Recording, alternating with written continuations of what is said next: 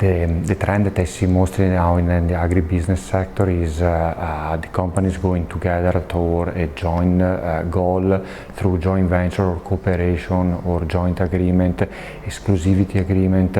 I see this one at Hello Nature right now, and we have seen this trend also in the seminars throughout this year. The other point is the technology. There are lots of startups starting up to support growers and other, especially small farms, to be more efficient in terms of use of their inputs and to improve the yield and production.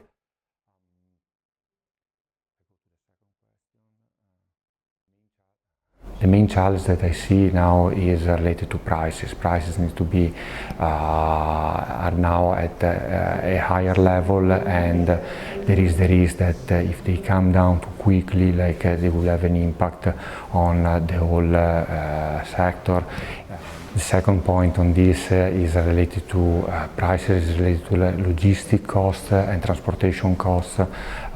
This will stay with us probably for in the medium term, and the company will have to be able to absorb those costs as long as, again, the commodity prices will stay high.